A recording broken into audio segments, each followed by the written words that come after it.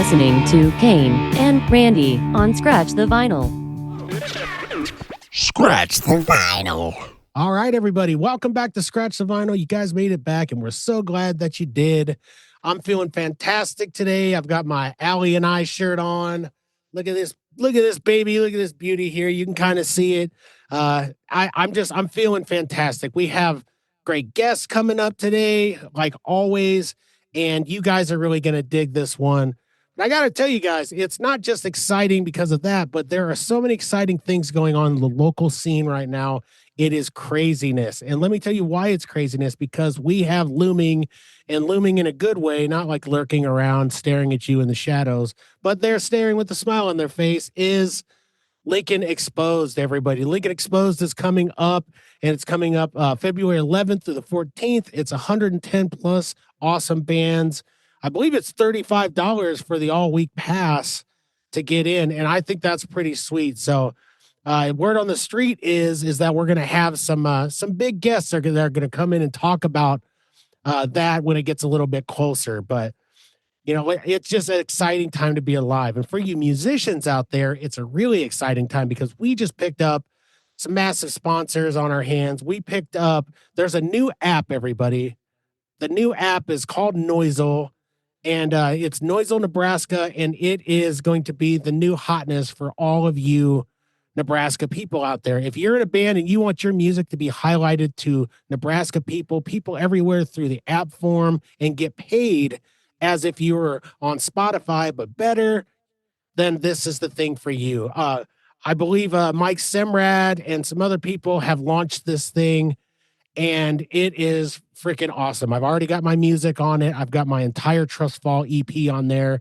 You can add all Nebraska musicians on there into different playlists. It's amazing. So I would welcome any of you musicians listening out there to dig into this thing. Go to Noisel, that's Noizel.com, and register your music on there. You don't have to be ASCAP. You don't have to be BMI registered. You don't have to be on Spotify or any of that stuff, but you should be on Noisel. So get on that. Go to Noizel.com. Get yourself in the hat and get paid, everybody. It is amazing. I can't tell you guys enough how huge this is going to be. I mean, our music is going to be played in local businesses and playlists, okay? Our music is going to be listened to all throughout. You know, we don't have to just go to KZUM to listen to it. We wouldn't have to just go to all the different places here in town that listen to it. KRNU, all these places that play our music. Now we have something where we can go and we can just listen to Nebraska artists. So it's fantastic. So let's bring my host with the most, my brother from another mother, the chill man himself, the chillest guy in the business, Randy Wilson. Randy, welcome to the show. I thought you were forgetting about me for a minute. Man, I got so excited about all this stuff. I literally almost transcended into another dimension. Well, there is a lot going on. And of course, looking forward to, Lincoln Exposed and seeing all the local bands. I mean, we got some great places to go, like the Zoo. We just had Pete Waters on. And of course, 1867, the Bourbon, Duffy's, Bodegas, right? We get them all. Yeah, I think so. I mean, it's 5 of the most killer venues around, and there's just going to be so much going on. We have to cover this, Randy. In some capacity, we have to be down there. I think I'm looking for a full several days of just live music. That's what I'm thinking. I think no matter how cold it is, I'm going to go in a nice Hawaiian shirt, maybe some flip-flops and some shorts, and just enjoy it like I'm sitting in front of a cool breeze on the ocean or something. I mean, it's going to be fantastic. Well, everybody knows I'll still be wearing shorts. That's a Midwest thing, isn't it? I bring the chill to every place, so that's just how it's going to be. But I love the new Nebraska streaming. That's awesome. Noisel, Nebraska. Holy cow. Finally, we can get paid for our music.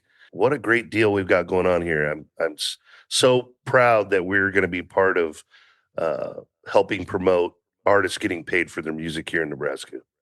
Well, and another cool thing, Randy, is, we're being sponsored by the Nebraska Performing Arts Hall of Fame. Like, I can't think of a cooler thing to be sponsored by.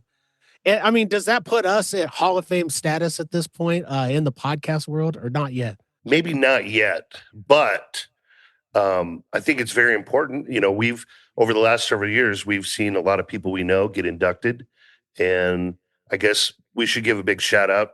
We've talked to Mike Simmerat about that and what they do, and highlight some of the great artists that have been here that come from Lincoln and Nebraska. So I'm super proud to be part of that. It's just it's a great thing for us, and hopefully we can do it justice and keep highlighting some of the great talent we have around here. Well, Randy, you are in the Hall of Fame category yourself. You're an actual Hall of Famer.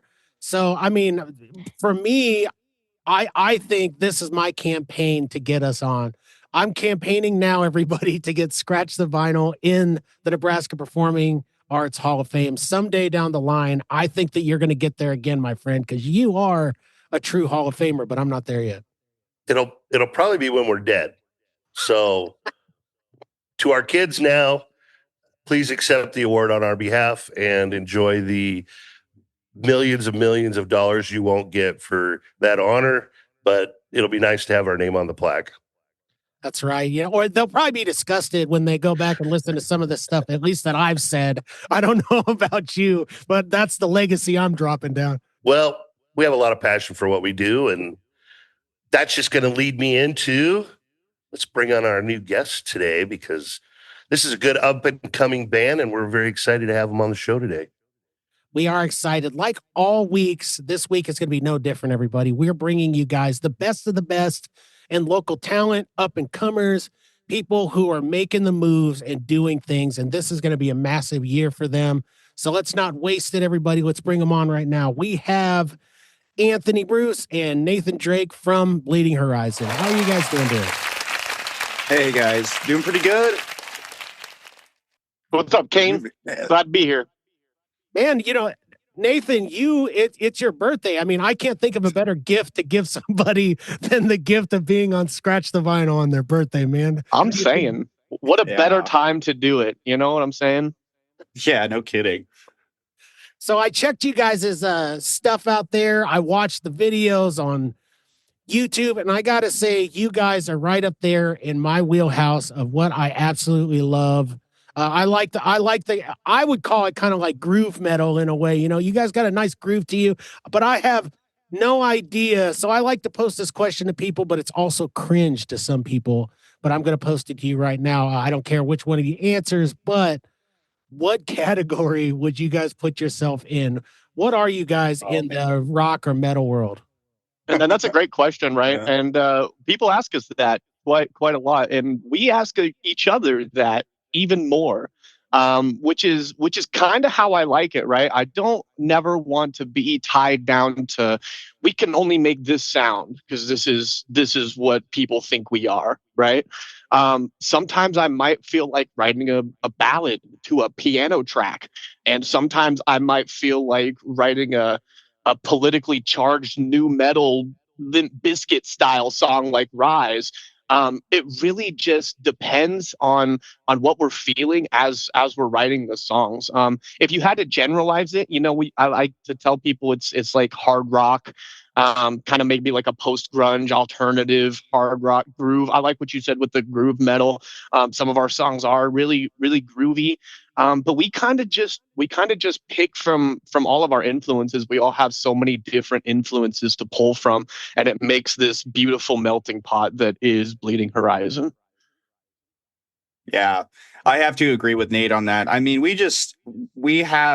grew up in the early 2000s, listened to all of the greats. And we've grown up with the classics. We've grown up with the metal, hair metal, grunge, post-rock, alternative. So we take all of that and just kind of, hey, let's, get down, and one of the guys will just have a little groove, and we just kind of throw stuff together and see if it sounds cool. And yeah, we haven't really established our genre yet. And I think that's the beautiful thing about it, is we're still kind of finding ourselves, but maybe kind of setting our own genre. I'm not trying to say we want to set our own genre, but I think kind of being all over the place at first is just kind of, we're so new. We're so babies to this. We're still trying to find our sound.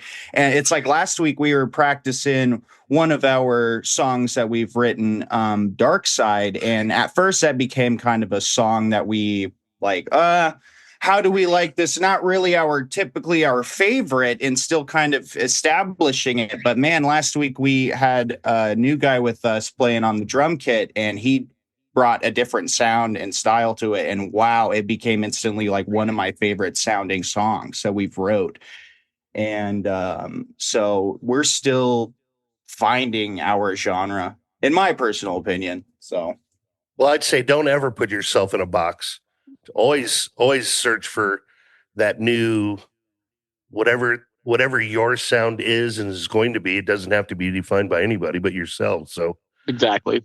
So, well, as we get started, why don't you guys just each take a little opportunity here to give us a little background about yourselves and how, how Bleeding Horizon came about. Birthday boy first. Okay. Awesome. Well, I mean, I've been playing music since I was a kid. My origin story starts when I was 12 years old, and it's funny because my mom, she was a member of the Church of Latter-day Saints, the Mormon church here in Lincoln. After her and my dad split up, they were an integral part of getting her back on her feet and stuff like that. And a young missionary by the name of Dan Reynolds came to our house. And if you don't know who Dan Reynolds is, he is the lead singer now of the mega hit band Imagine Dragons. Okay, but at this time, Dan Reynolds was a 19-year-old Mormon missionary in Lincoln, Nebraska. And he was a hell of a musician. He would put on little acoustic shows or piano shows at our churches that people would go to. But he also, he would come and he would check in on my mom and, do Bible study or whatever with her. And he noticed that I had a little first act guitar sitting in the corner, 12-year-old Nate over there. And he picked it up one day and he starts playing the song Time of Your Life by Green Day. Good riddance. One of my favorite songs still to this day. Green Day is a huge inspiration for me. They're amazing. I love them. And I was like, that was the coolest thing I've ever seen. I just usually just hit random strings on that thing. I don't know how to make it work. And he took the time to sit down in a couple different sessions with me when he would come, visit my mom, and he'd come talk to me for a little bit, and we would work on some guitar, and he'd give me some stuff to practice. And man, to see him, and that was probably from 12 to 13, right? And then he went on with his mission and he did other stuff. And then to see Imagine Dragons blow up, and then to see that guy on TV, on the radio, everybody knows who this band is. And, some people love them, some people hate them. I feel like they have a lot of that like Nickelback feel to them. Whereas, it's like people just like to hate Imagine Dragons. That's fine. I will never hate Imagine Dragons because like what an influence for me. And that really just kicked it off. After that, I started learning, just obsessed with guitar. Started learning covers and etc. And learning how to sing and play guitar at the same time and perform and like to record myself making videos and stuff. So this all led me to joining my first real band, I guess. I had some auditions for some other bands earlier on in the scene and met some really good musicians in doing so. But my first real band would have been with a band called Sister Scarlet out of Omaha. And we wrote and released a few singles and did some recording, made a music video. Like we were doing the damn thing. And it was awesome, right? But that's the fun part of being in a band. And then there's also all the politics side of being in a band and trying to, get everyone to agree on everything. And, some people want to do this, some people want to do that. And it is what it is. So it kind of fell apart with Sister Scarlet. And I wasn't ready to quit, and so I just kind of kept learning, kept writing in the meantime, writing lyrics and kind of thinking of melodies and grooves and stuff. And then one day I see Bruce over here and he posts a cover of him playing some Foo Fighters song on Snapchat. I believe it was My Hero, one of my favorite. Again, Foo Fighters, huge influence. Love Dave Grohl, love everything he's about.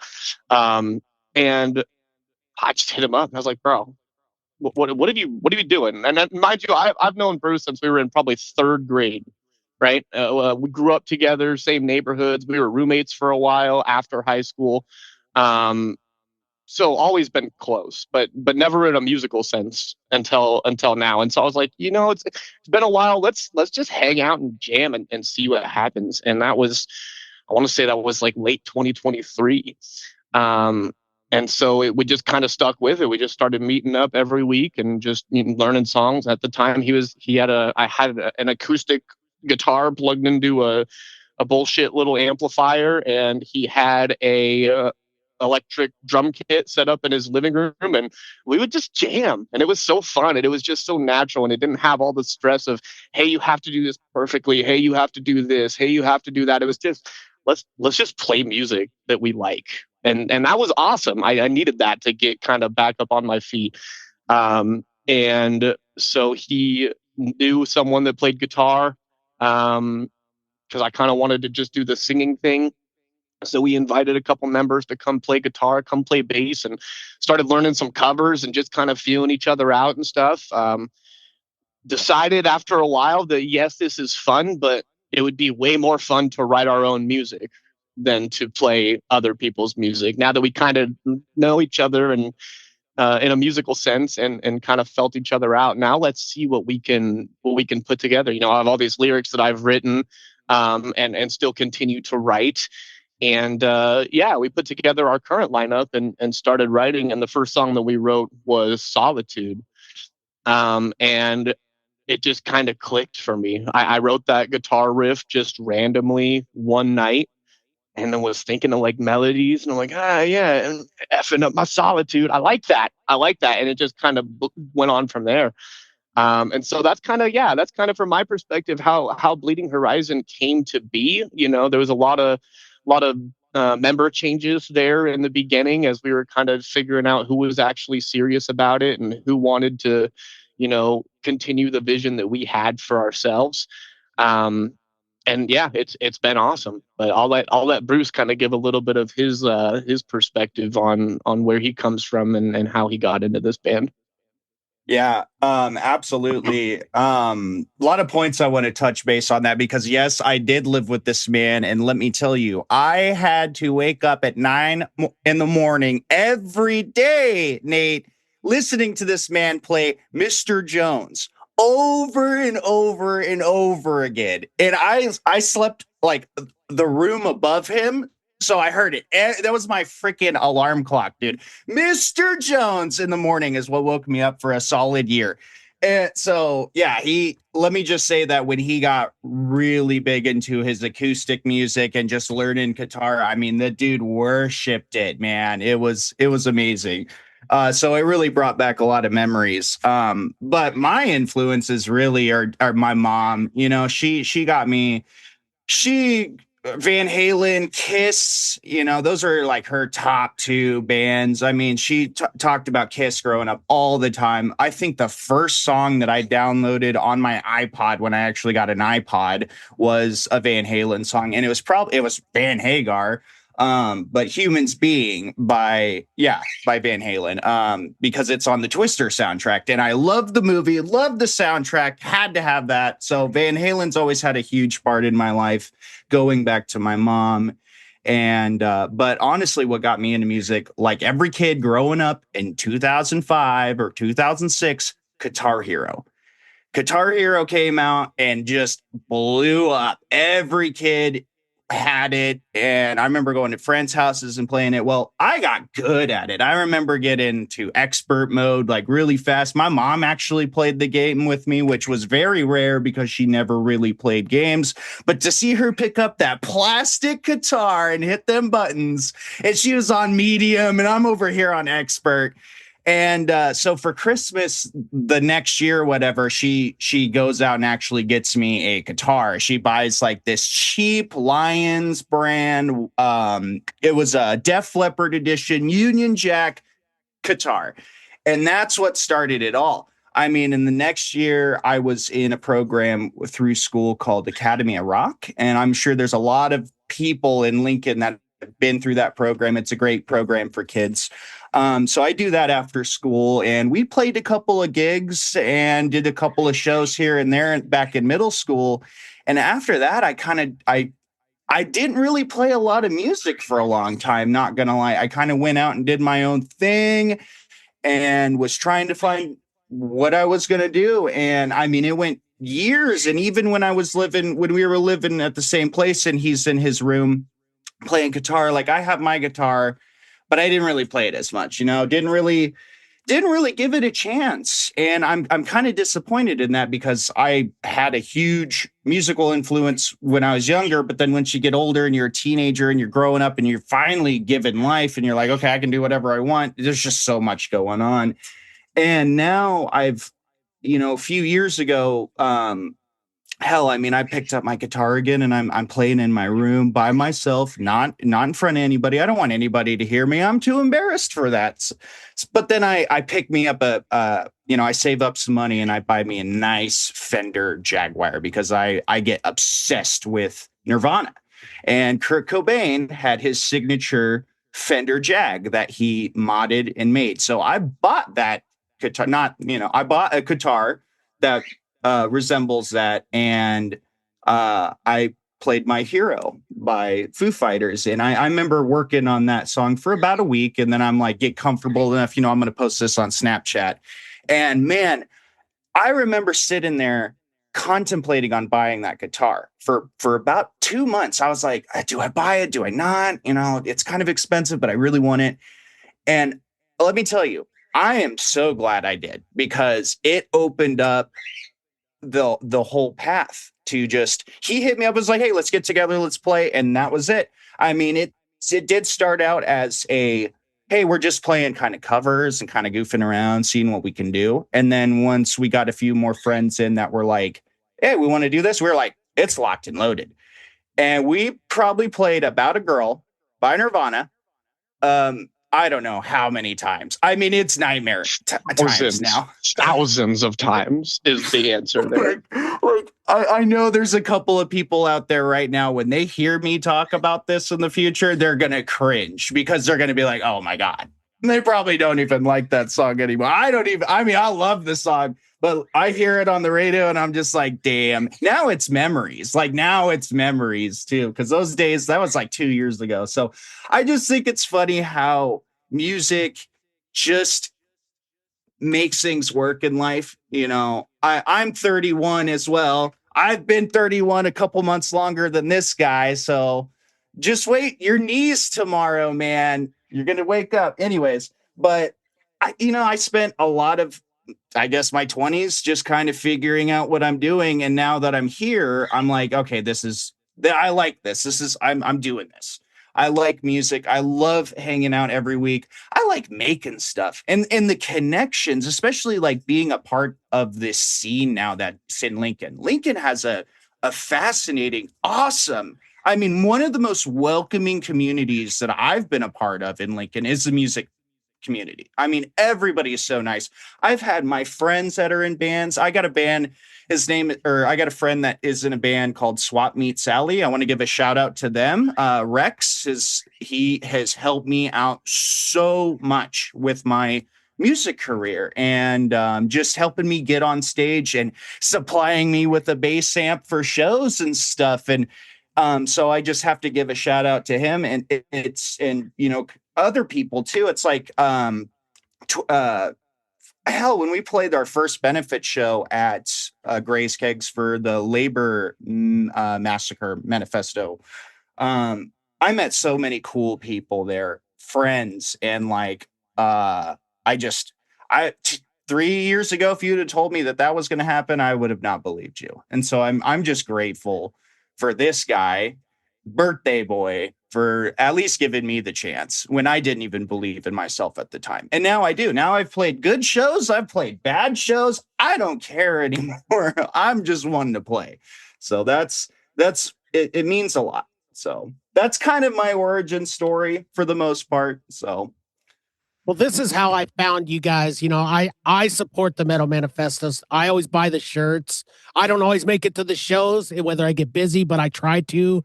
And we've had John on the show. I've been on the Metal Manifesto myself, and I saw you guys. I was just looking at the back of one of the shirts, and I was like, I was looking at the bands, and I'm like, who have we talked to? Who haven't we talked to? And I saw you guys' names on it, and so it was like that was like and then I started digging into it, and it's like you guys are kind of on the rise. You know what I mean? You guys are the up and comer type of band that we love to talk about because one, you guys got that kind of like bright eyed and bushy tail. We talk to older musicians like myself, and we're all kind of like beat down. And you talk about waking up and your knees hurting. Trust me, man. I've been there for about 15 years now, so I get it. But what I'm saying is you guys are making moves. I mean, I saw you guys on there. So talk about your time doing the Metal Manifesto stuff, because I think I also heard from a bird that we might be having John back in to talk about the next one that's coming up. So how was that for you guys? It was awesome. And yes, absolutely. Shout out to John Cruz. John is awesome. And he is a big part of the local scene, especially for new bands like us that, we don't have just opportunities banging down our door every single day. Now, when they come, awesome. But John, was very open to letting us come and do our first show at a Metal Manifesto, and then to let us not even do our first show, but our first two shows, because at that Metal Manifesto, one of the bands that was supposed to play the second night, that was supposed to close out the show, ended up having to drop out there. They had some personal family stuff going on, and everyone was kind of scrambling, seeing what can we do? Are we gonna have to end the show early? Can we find someone to cover? And we were like, well, we're playing Friday, man. We'll just come back and play Saturday. Like it's fine. Like, well, 2 different crowds, 2 different time slots. And he's like, really? Like, are you sure? And I'm like, if you're cool with it, like, and you need a band to play, like, that's what we want to do. Like, we want to help the scene that we're joining as well, right? I don't want to just join this scene and parasite off of it. I want to make it better than it was when I found it. Not that I found it in any kind of disarray, but whatever I can do to, I want to make friends in the scene. I want to promote other bands. I want to lift people up, put shows together, share opportunities, stuff like that, because I believe strongly in karma, and what you put out into the world will come back to you. And I want those kind of opportunities. And so, yeah, Metal Manifesto was awesome. Shout out to Gray's Keg. They're really good for local live music as well, and kind of promoting some up and coming bands, or some bands that maybe don't have as much stage time as some of the others. And we've played there a few times, and it's been excellent every single time. Patrick Phelps running our sound. He's been amazing. Karen, she's a wonderful lady.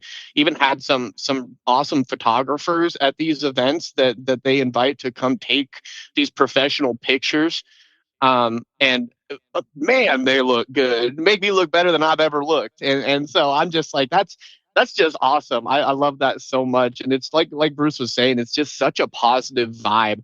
All the bands afterwards or before, everyone's out there supporting each other. You're talking to people, you're making friends, you're making connections. I had Kyle from Chasing Supernovas when we were at the KZUM radio station, because we were there to support John, and we had everybody there from the Metal Manifesto that was going to be performing at that show. And so you get to kind of meet and greet with these people. And Kyle's like, hey, I dig you guys' sound. We showed him a couple of demos and stuff that we had. And he's, hey, I'll record your first single for you for free, man. You just hit me up when you're ready to do it. And I'm just like, that is like, you don't have to do that.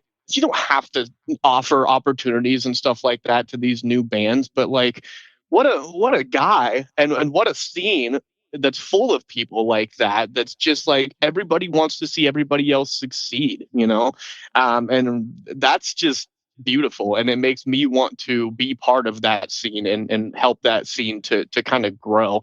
Lincoln's scene it's awesome, but it's quite a bit smaller than Omaha's scene. We're the capital city, man.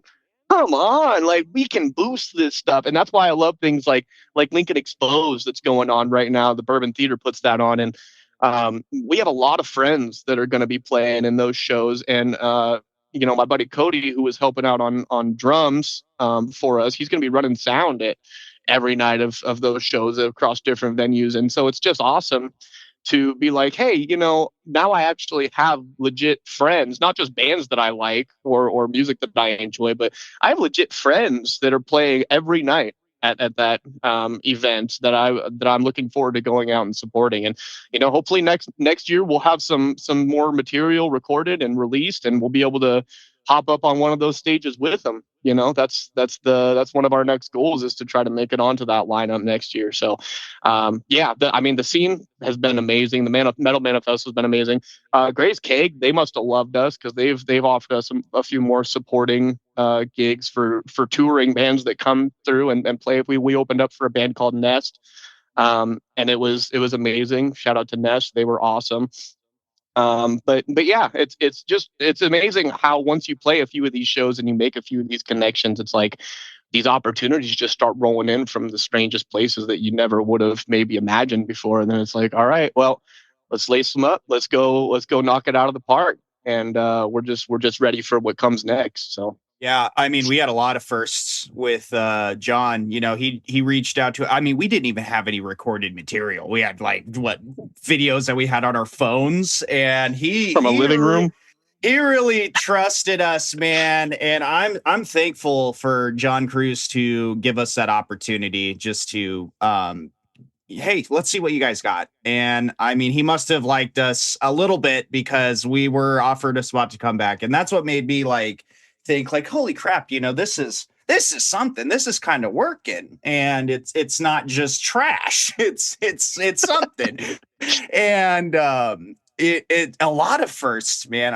And it's happening very quickly for a new band too, because I know people that have been playing in bands for years, and they're like, oh, I haven't played a show in a long time, and they have things happen, families, people, work, stuff happens. And, it was just like, we just kind of threw this together and got not thrown into it, but we threw ourselves into it. And then it was like, hey, you want this? You got it. Here you go. Play this show. Come check us out here. You want to open up for us? And it's almost like every week there's a new opportunity almost. And my Facebook notification system, I don't even look at that anymore, because it's all band stuff. It's like, it's all band stuff. And that's great, because I'm just like, hey, it's something that I'm doing, that I'm a part of, is kind of cool and branching out. And I'm very excited to see how this evolves in the next, how long, years to come. I had an envision the other day. Well, for some reason I was staring at my sound guy, our buddy Jack. He comes in and helps us out with our sound, and I'm looking at him, and I just am like, I get this premonition of us in 25 years when we're older, and I'm looking at Jack, and I'm like, I could see this happening for years. And I look back at that moment and been like, wow, and that's what I'm hoping. I hope this lasts the rest of my life, at least, and I hope that our music, even if it's just one person, I hope that our song can get stuck in somebody's head. If it's just one person, because I know our songs can get stuck in my head for sure. And sometimes it drives me nuts, because I'm like, okay, I know what this sounds like. I don't need it to have it rinse and repeat. But if I can have that happen to somebody else, goals. And but I think the Metal Manifesto is just that whole area is great for getting people there's a lot of people out there that play music, and that maybe they're nervous, like I was a few years.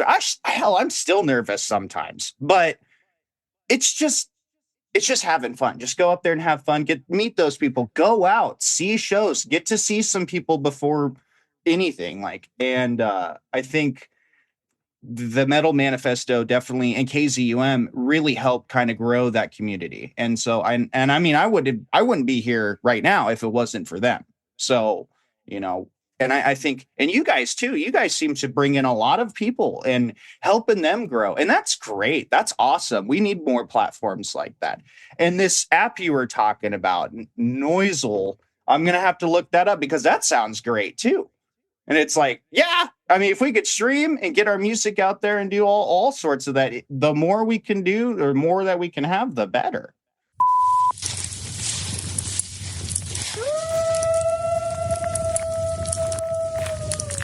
Out in the wild, there's one creature feared by hunters, admired by lumberjacks, and envied by hipsters. Yeah, it's me, the elegant Sasquatch. And let me tell you, these locks don't tame themselves. Introducing the Elegant Sasquatch Grooming Company. Beard oils, butters, and washes so good, they'll make your face smell like you wrestled a cedar tree while sipping fine whiskey. Last week, a hiker followed me for 3 miles just to ask what cologne I was wearing. Joke's on him. I don't wear cologne. I wear the Gentleman. Upgrade your beard game. Sophisticate your outer beast. Find the Elegant Sasquatch Grooming Company at elegantsasquatchco.etsy.com. And stop stealing my jerky!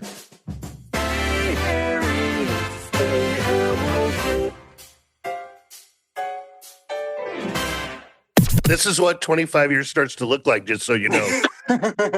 Well, I hope so, man. Well, I tell you what, my history in promoting metal and live stuff, I always thought it was very open. I thought the scene here was way better than Omaha. And, I had places, that we were very open to we just wanted getting people out to play. And the community really always came, showed up. And it's been very refreshing lately because we've talked to a lot of new young bands lately. And I hear that a lot, that it's very open. And I don't think, and some of those guys have told me, we've come from other places that were not like that. And so I think it's very encouraging for young artists that Lincoln, man, is still a great place to go see live music. Oh, yeah. Yeah. I mean, you just walk into any venue around town, like 1867, Duffy's, Bodegas, Bourbon. I mean, I've never gotten weird vibes at shows like there. It's everybody's super cool. Everybody's like, hey, man, let's just checking these guys out. You want to go see them? And then, it's welcoming. It's like, I don't, and the music's good. I'm surprised there's not a lot more, but I think it's because it's growing still. Not a lot of people realize that. And it's just, I can see myself going downtown and walking from venue to venue, especially during Exposed. I can't wait for Exposed. I was there last year. It was cold, and this year's probably going to be cold again. I don't care. I want to see those bands. That's a lot of fun during Exposed. I really wish we were there this year. That was a goal, but things tend to happen. And so next year's goal is, hey, we're going to try to be on Exposed and, yeah. And, be a part of, I mean, hell, one of the first bands that I really got into when I went and saw Exposed, that would have been 2 years ago now, Ghost Town Radio. I don't even know if those guys do play, but I haven't seen them play in a while. But those guys are super cool, and they played some great stuff. And I was very surprised to see them just kind of going from bar to bar as well, like everybody else. And I was like, well, this scene is really cool. They kind of helped me want to get into that scene. And so it's just Lincoln is a very welcoming place. I haven't personally been up to Omaha a lot. I don't know the scene up there. We actually just got invited to play a show up there in a few weeks, the 9th at the Waiting Room. And it's I've heard great things about the Waiting Room. Now, I haven't been there. I don't make my way up to Omaha that much as I should, but I mean, even I've heard of the Waiting Room, and I'm like, wow, we get to play there? Cool. Well, and we're kind of branching up there a little bit more. We'll see how that goes. We'll see what opportunities are brought to us, but it's just, it still blows my mind how fast things kind of go. So now you should get some new fans from playing up there. That's a good venue. Yeah, I'm looking forward to that show for sure. Well, you guys' attitude is fantastic, man. I mean, it really is. Like, this is exactly what we're talking about, isn't it, Randy? It's talking to local talent and just like the attitude that you guys have is what we need. We don't need these people. Like when I was in the scene more, it was a lot of like competition, you know, and all that. And I'm fine with competition, but why can't it be a buffet, right? Why can't we all enjoy the buffet of the scene? And not everybody can do it. Everybody can't pick an instrument up and get up there and pour their heart out on stage and do what you guys are doing. So I just love that, man. I really do. I mean, Randy, you talk about when you were a promoter and everything, you would have had this band at the Spigot or any of your places in a heartbeat, right? These guys get me excited now. I'm ready to go back doing it. Hey, hit me up, Randy. Yeah, Hit me up. Oh, we still have connections. We're still gonna make something happen for you. I'm gonna promise that right now. We're definitely very grateful for everything. I mean, even like when Nate reached out to me a few weeks or a month ago or now, that was like, hey, do we want to be on this podcast? I was like, absolutely. I want to be on a podcast. That's cool. Like, who gets to be on a podcast every day? And, I think that's just the beauty of music. It's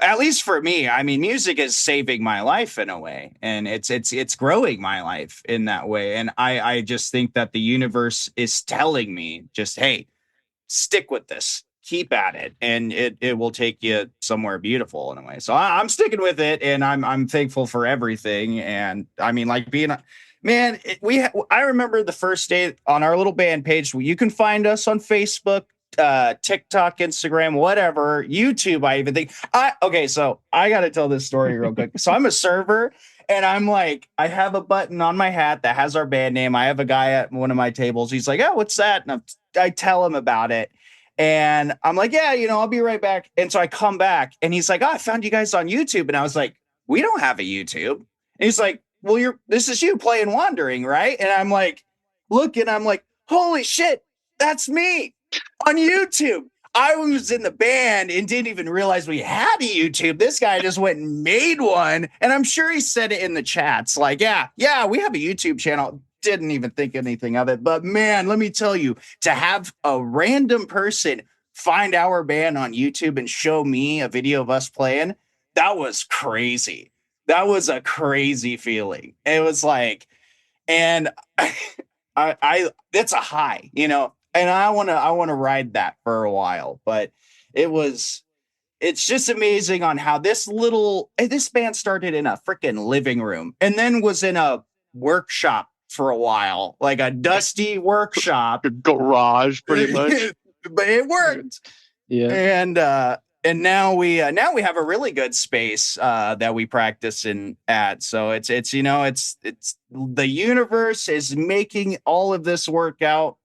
And it's great. So I could go on and on and on about it. But speaking of that, yeah, we do. I don't know if you guys are familiar with the Music Box MBX downtown, but it's an initiative that was kind of funded by the city for the music scene, and that's where we practice and rehearse, and we're a part of that MBX community there. And it's that is just another amazing addition to the Lincoln music scene, to have a venue like that, to where it's like, it's not a bar, so you don't have to, there's a lot of people that are, working the steps or whatever it might be, that might not want to go see a band at a bar, but might be open to going and seeing a band if it wasn't at a bar. And obviously it's not the biggest venue in the world, but just to give that extra opportunity to people to say, hey, you can practice here, you can record here, and if you want, you can throw a show here. You don't have to pay a booker, you don't have to do anything. It's just like, it's included with your membership, and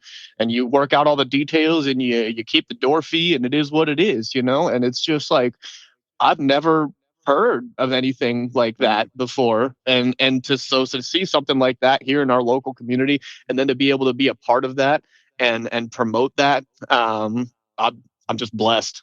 It's awesome. Yeah, we did an episode on that when it was first, but I think this is the first time we've actually talked to anybody that's actually used it. So Yeah, I'm no, glad it's everything in there is top of the line. They got a giant video wall in the back that you can customize the laptop. Uh, industry standard PA system, all the cords and everything you could ever need. I mean, it's literally the perfect package for a working musician. All the recording setup, all the software, all the hardware that you could need without having to drop thousands of dollars. They got stage lights and a smoke machine, dude. They got everything. It's literally just the perfect package, and they're continuing to update that in real time every day as well, just to make it even better. They just got some really good soundproofing in there that really changed the sound of that. But that's just, like I said, it's just another element of the local scene. We've been able to meet other musicians and connections through that as well. Philip Zach, he's the one who kind of mans that, the basis for Remedy Drive, and so kind of getting into their music as well, and kind of growing that connection is just everything has been awesome, and we're just trying to stay humble and just take it as it comes. Well, I know we have Todd Ogden from the Music Box coming on, I believe, in March. Awesome. And Todd's a good guy. And I've asked him if we can get a exclusive, kind of like a walkthrough, and show us some different things. So I'm sure Randy and I will be touring that soon. But what an amazing thing for Lincoln. I mean, Lincoln doubled down on music, and you gotta love that. And that just proves to you guys what we've been saying as a resounding trumpet now for going on, over 2 years now on this show, is that Lincoln's scene is booming, everybody. And I mean, it's not just, Omaha is great also, but like I talk to people about like the Des Moines scene, for example. Des Moines has a massive scene. And, when Slipknot came out there, I mean, all these bands like blew up. And you go back and you listen to like all these bands that surrounded Slipknot and Stone Sour, and it was massive. But like what a lot of people say is that Lincoln is pretty similar to how Des Moines is. I mean, not just because it's a capital city, but because they doubled down on music. So I don't know if that's true. I mean, I was born in Des Moines. I haven't lived in Des Moines probably since I was a baby, but man, what's come out there has been nothing but great. And I see it here too. But I want to rewind for a second, because since it is your birthday and you are the vocalist, I want to talk to you, my friend, about lyrics and how they matter, right? Some of these bands look at it as a throwaway, and that disgusts me, right? And this is why, because I'm also a vocalist and a writer, and I mean, Randy and I talk about this all the time. Lyrics matter. Lyrics are just another instrument in the whole thing that really set it all off. So I was looking on your page, and I noticed that you posted lyrics for Rise on there. So let's dive into it for a second, because I really liked, you came out strong in this one. I just want to be heard, express myself through these words, come up with something different so I can change the world, because I see the world differently. It's actually absurd, because for once I want to change it. I don't want to watch it burn. Those are killer lyrics, man. I mean, those are fantastic. So tell me your writing process and what the writing means to you. Man, Rise was such a powerful song for me. I wrote Rise during the Black Lives Matter movement of 2020. This is when this whole political climate started to shift, right? And started to get to where it is now. And I'm not going to get too crazy into politics here, but for me, for someone who grew up, as a 90s baby, I had never really experienced something like this as an adult before. So seeing all of this happen, seeing the police brutality, the Black Lives Matter movement, and the protests and everything like that, like, it really spoke to me. I'm very big on inclusiveness and not preaching hate and loving your neighbor and all of that stuff. So to see, the left versus right, all of the hate going both ways and everything, like, and sometimes that's when inspiration hits you the most, right? Is when something really just means so much to you that you have to get it out. I was not even in a band when I wrote that song. It was written to a demo that a guitarist friend of mine had sent to me that was kind of like a Linkin Park, Limp Bizkit kind of vibe. And he sent me this riff and was like, hey, if you feel like writing something to this, then let me know. And, at the time I was going through some shit. I was living in a basement. I had just kind of broken up with my significant other, the mother of my child, moved to a different city. Like I was just going through it. And then at the same time, the world is going through it. And that lyric that you mentioned, for once I want to change it, I don't want to watch it burn. I was an emo kid when I was growing up, right? I wanted to watch the world burn. I didn't really care about much else than myself. I was selfish and sad and all the stereotypical emo stuff, right? And so then you grow up, right? And you're an adult and I have a child and oh my God, the world matters so much now. And I want her to grow up in the best world possible. So for once I want us to change it, I don't want to watch it burn. Like that's kind of where that lyric comes from, is like, I'm shifting my own mentality right now into, hey, this isn't me anymore. I'm not this sad emo kid listening to My Chemical Romance in my room. I'm a father now, and what's going on around us is insane. And that's kind of where the motivation came from that song, from Rise, and to find now to have to revisit that song 6 years later, where again we're in this political climate of just hate flowing from both sides, and it's just like it felt right to bring that song to the band and to write something. And Bruce actually wrote the riff for that song. And just it just all came together. He was just jamming it one time, and we were like, "This is kind of like a groovy vibe, almost like a Rage Against the Machine." And I was like, "I think I have something for this, guys." And I just started spitting on the microphone, and I swear, all three of these guys' fucking jaws just dropped because they're just like, "Where did that come from?" Because that's not. I mean, like you said, our music kind of here and it's there and it's kind of everywhere. So for us to write a song like Solitude, which is pretty hard rock, kind of like metal almost, and then Awake, which is pretty hard rock as well, but it's a little bit slower and a little bit more touchy feely. And then for Rise to just come out of left field and be like, we're just gonna put out an absolute banger here. And it's I don't want it to be a divisive song, but it is kind of a divisive song. It's like at some point you need to put your foot down. And that's kind of the premise of the song, is when is too much hate too much?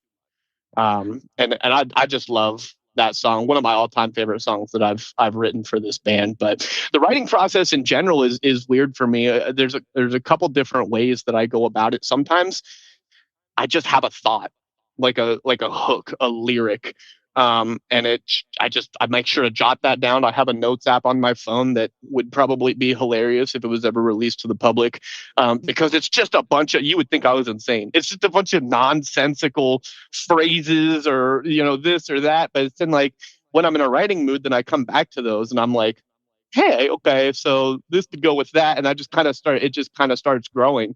But sometimes you do have those just charged songs that you really feel, like Rise, to where it's like, I just need to get what I'm feeling out on this paper right now, but with just no filtration, no worrying if it's going to piss somebody off or someone's not going to agree with it. I don't care. I need to get it out.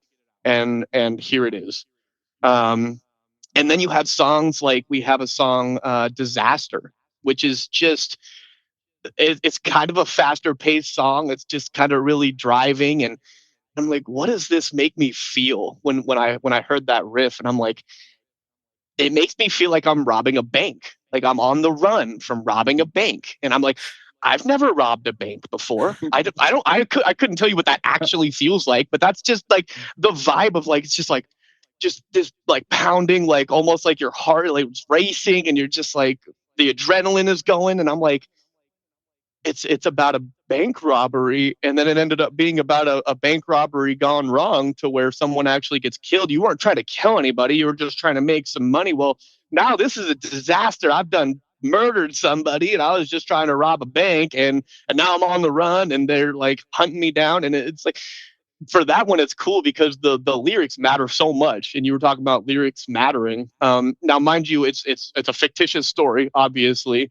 Allegedly, I've never run a bank robbing ring of anything that I know of, but the music follows the lyrics in that one, and a lot of the times the lyrics follow the music.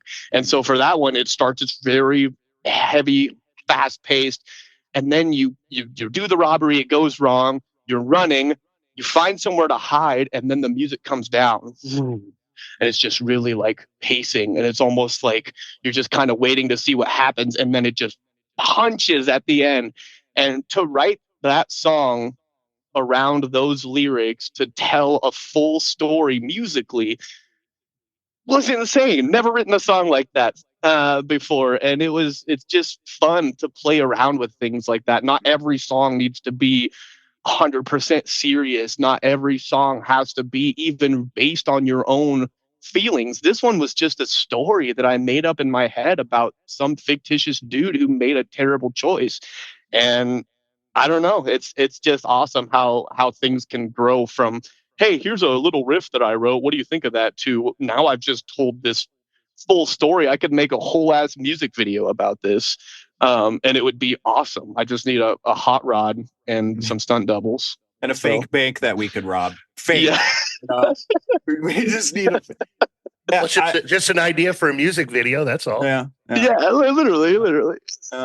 But I want to point out that I'd like to think that the songs that we write, hell, even our name, Bleeding Horizon, our songs, I want all of that to just kind of paint an image in your head, and whatever you think of. Like, that's what a lot of songs, like in my field, feel like to me. It's like, I like songs that tell a story that I can imagine. It's like writing or reading a book or something. When you listen to the lyrics, you have this whole scenario play out in your head, right in front of your eyes. Even though you can't see it, you feel it.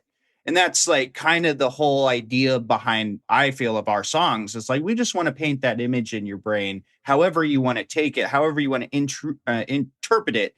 But as long as you get that feeling and you see it, hey, that's goals. And it's the same with the name Bleeding Horizon. It kind of puts a whoa picture in your head. But for me, the inspiration really comes behind just the Nebraska sunset, because I'd get off work and I drive over this bridge, and it's usually at night, like right when the sun is going under that horizon. And if you've seen a really good Nebraska sunset, you know how deep pink red it gets. It looks like the horizon bleeds. So, but I know it's like, what kind of name are you guys going on? You sound like real metal. And it's like, nah, it's just supposed to paint an image in your brain, And I think that's what a lot of our music does, hopefully.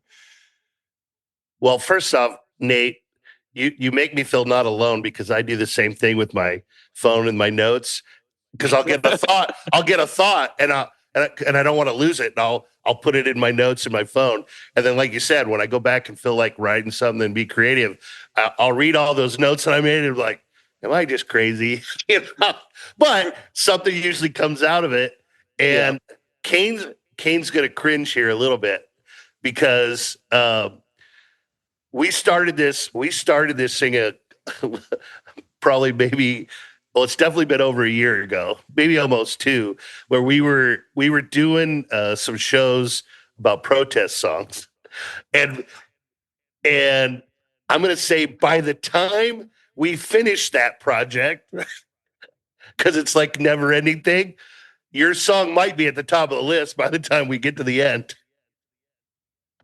You just blew my mind, Randy. No, here I got the cross up. No, how dare you talk about that?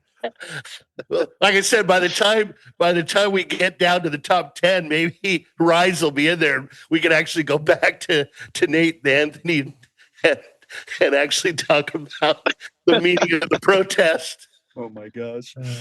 Yes, I'd be honored to be on the list. Well, we were doing like 10 songs at a time, and it was going to kind of, to be honest with you, it was kind of to fill to fill episodes why we were, booking guests and stuff. Well, we hit this point where all of a sudden we had 3 months out where the guests, and people started asking, are you guys ever going to finish that protest series? And we're like, yeah, someday. We took the top 100 Rolling Stone protest songs. And I don't know, Cain, maybe we started backwards. I think we're at like 60 something, maybe.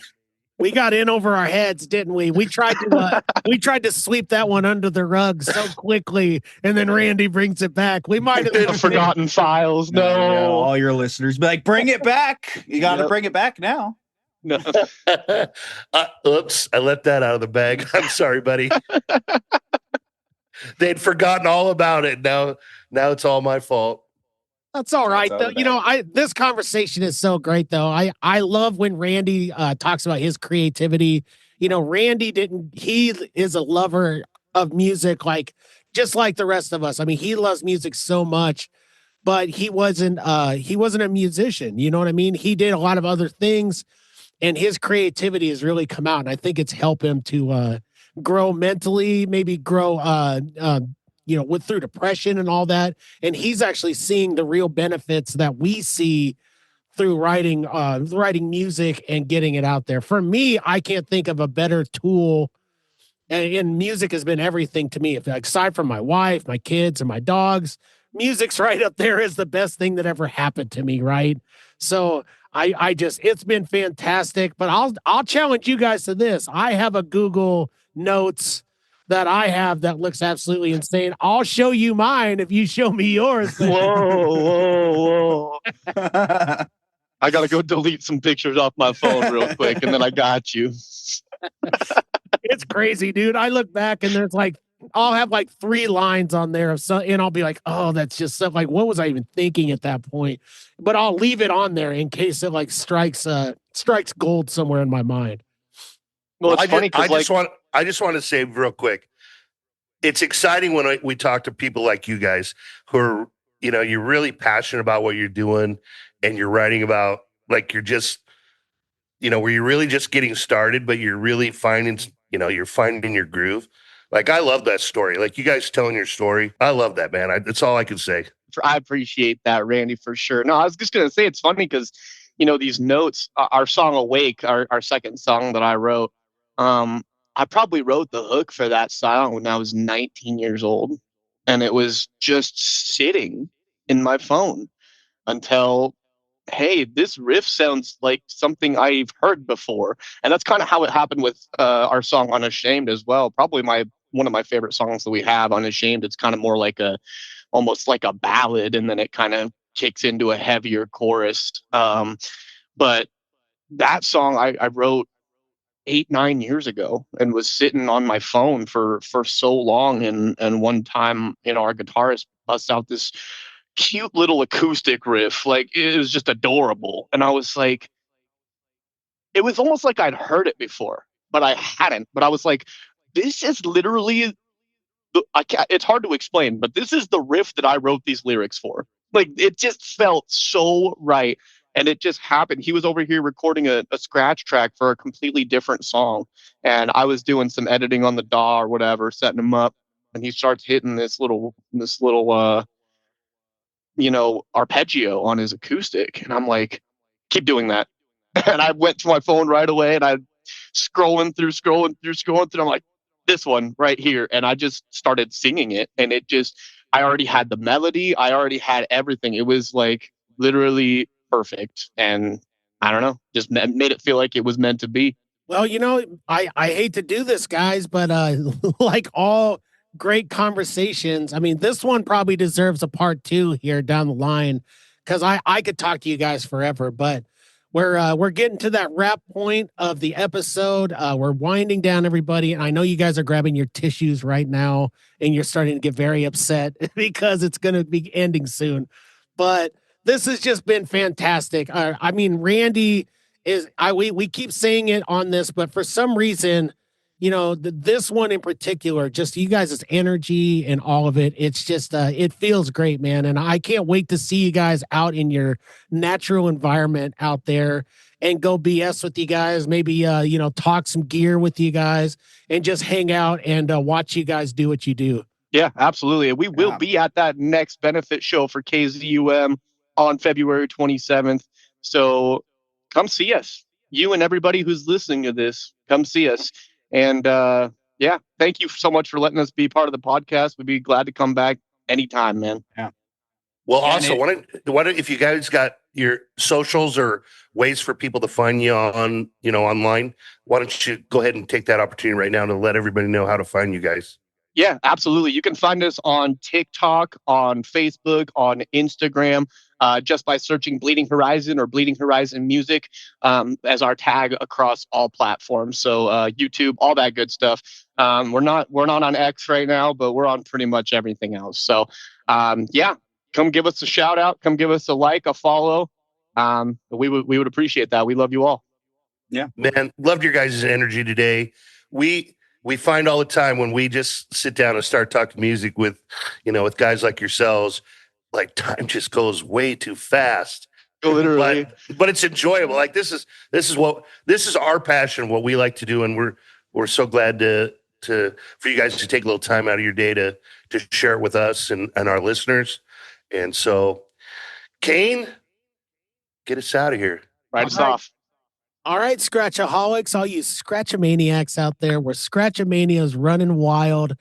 Keep scratching, everybody, and keep coming back every week as we display to you guys the best talent, the best new and upcoming talent, and just the best things going on in music right now. And there's so much going on. So thank you guys for listening to the show, and we will catch you on the flip side and do it every week here on Scratch the Vinyl.